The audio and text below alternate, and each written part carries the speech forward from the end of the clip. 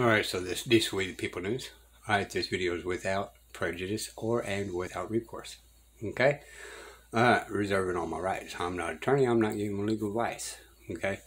This video does not revolve around all views. Okay? Maybe not me. Okay? However, I think it's something to learn, because we just never look straight forward. We always look around us to be able to protect ourselves by any means necessary. If I say something, it's just my opinion. I am not giving legal advice, because I am not an attorney, people.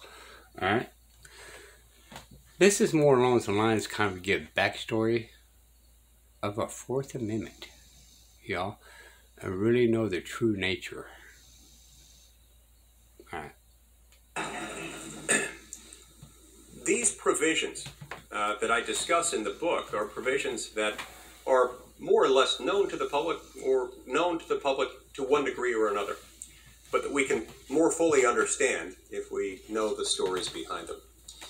I learned from my own parents the fact that when they told me a story behind something, in many cases it was a provision of the Constitution, I would learn about it more fully.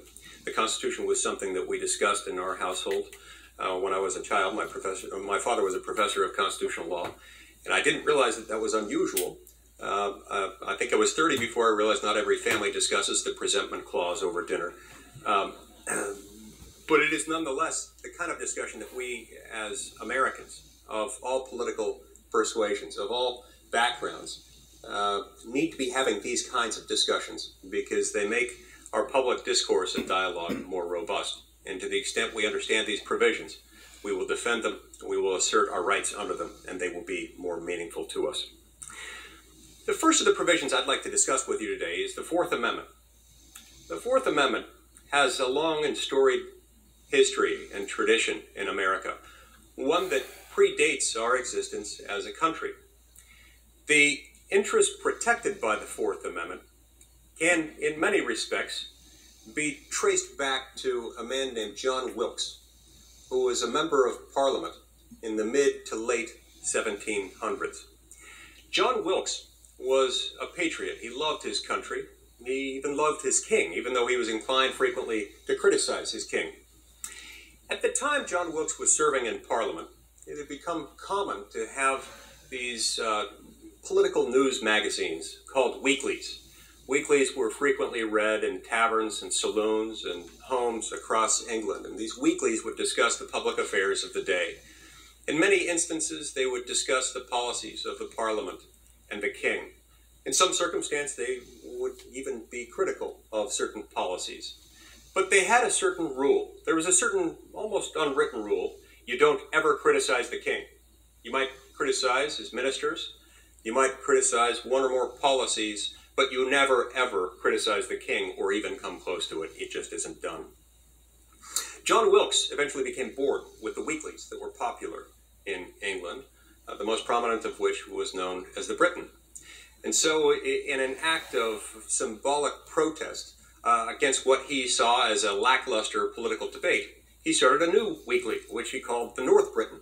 It was kind of an alternative voice. The North Briton, over time, became increasingly critical of the regime of King George III, of some of his policies.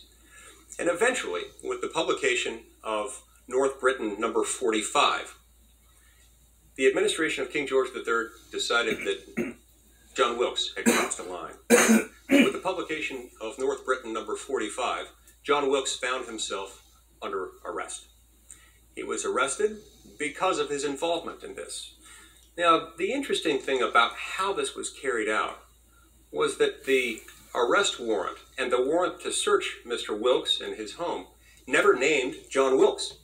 It never specifically identified him, either by name or through any other indirect means. It simply said, go after and search and seize everyone and everything related to the publication of the North Briton.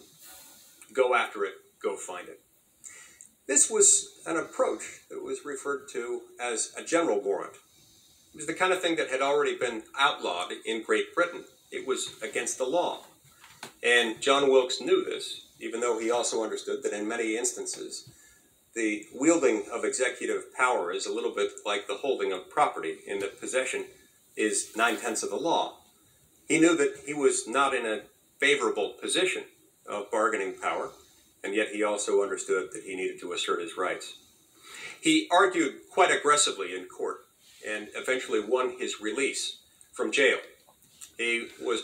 Okay, we're going to pause right there. So this was back in 2015 when he's talking about this, right? But what have we seen here recently? Now, since I'm not a Democrat or Republican, what happened to this thing with Donald Trump in his house? That it is allowed to search his whole house and his property without a particular place or thing. Right? I'm just saying, certain things that we escaped from and fought a war against is coming back to haunt us and bite us in the butt. So, our great, mighty, powerful kings in Congress, Senate, FBI, President, has decided to step over bounds against Donald Trump's rights. Now, that being said, he's out of presidents at this time. So did his rights get restored? I don't know. You guys decide on that, right? He waived his rights to become the president. Did his rights get restored after he's no longer president, even though he's got the benefits of the government? You guys are going to have to decide that. The key issue here at this particular time in hand is warrants without a particular place to be searched and seized, and persons. This has been going on against we the people for a very long time. Just usually not against political kings. So, if they are willing to do it to one of the kings, again, what's them to stop them to doing it against the people? Realize that the Fourth Amendment is there for our protections against tyranny government, right? Our treasonous. And yet, no-knock warrants exist unconstitutionally. We're allowed to seize the warrants, and they don't deny us to see it unconstitutionally. They issue so many different other kinds of warrants unconstitutionally to bypass the Fourth Amendment. They even offered a detained thing, put you in handcuffs and still call it detained, and yet you're under arrest without a warrant and without due process. Just saying, y'all. We became back into the kingship tyranny that we once broke away from. Released, and he also was very upset still, notwithstanding his release, over the fact that his home had been searched pursuant to this general warrant. Every door had been opened, every drawer had been searched. All of his most personal papers. That being said, we say it's unconstitutional, but they said it was illegal. But if it's illegal over in England, and we're supposed to have all these rights, then wouldn't that make it illegal here as well? Papers had been rummaged through by government officials. He understood that this was unfair, that it was a profound injustice under the laws of England at the time. And so he decided he wasn't content with simply winning his freedom. He decided that he was going to challenge the validity of that warrant in court. And what that meant under the laws of England at the time was that those who conducted this search of his house could actually be held liable. He could have a valid tort action against them.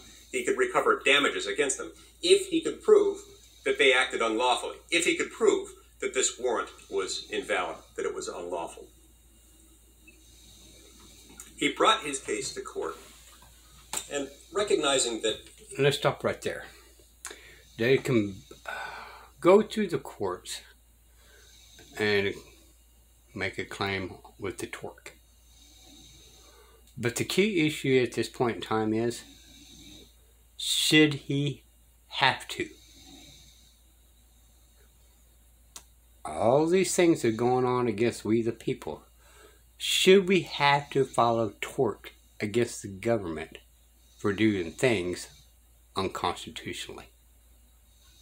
Because, believe it or not, a lot of them, especially when you go get the warrants, judges know beyond a shadow of doubt that it is unconstitutional.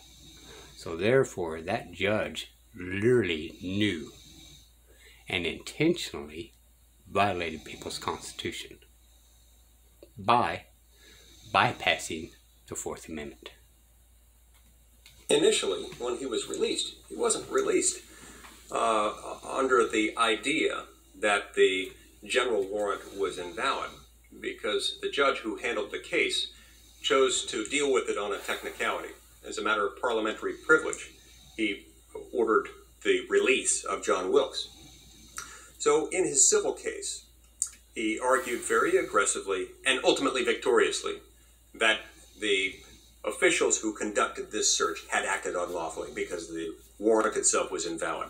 At the end of the day, he was awarded £4,000 in damages, a tremendous sum, equivalent today to, I believe, somewhere well into the six figures in terms of present-day dollars.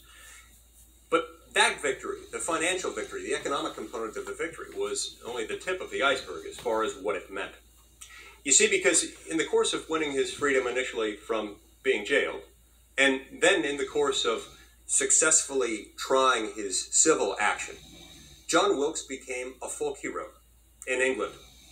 The name John Wilkes became synonymous with freedom, with liberty, with resisting oppression throughout all of England. People celebrated the case of John Wilkes by putting lighted candles in their window.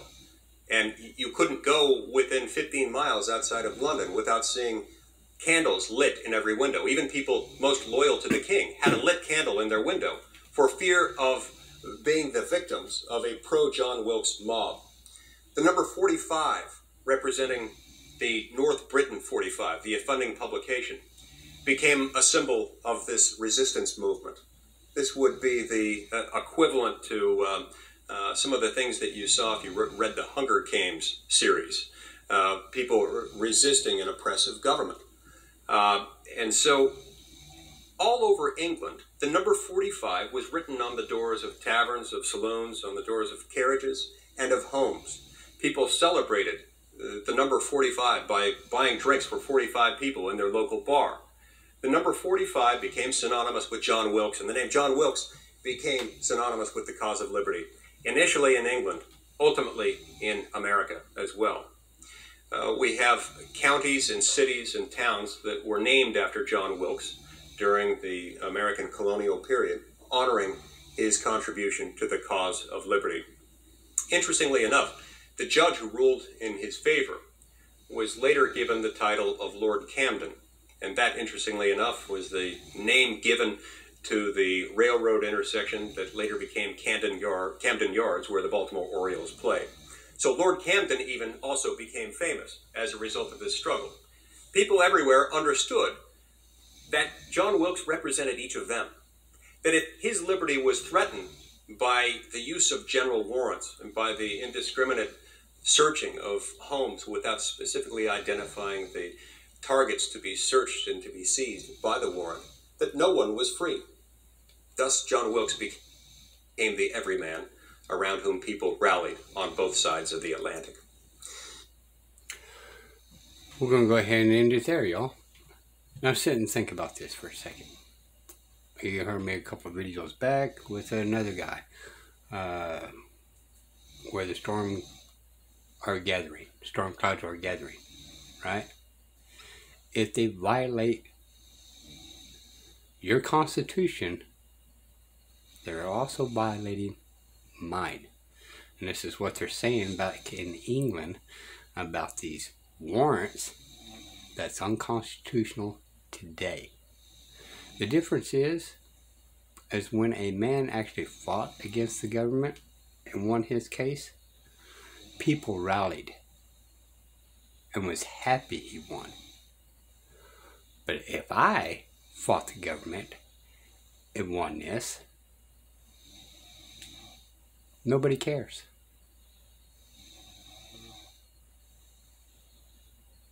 Sit and think about that, y'all. This is how separated we the people are. And this is how they control us. They kept it conquered by dividing.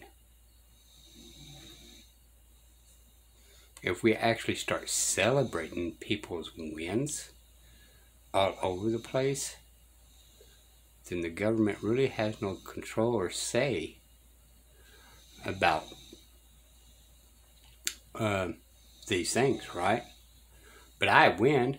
I end up winning for myself because there's a lot of people that's not celebrating with me. Okay? We need to get in this mindset that if they're violating my rights, they are in fact violating yours. Alright. This will be the People News. Bye, y'all.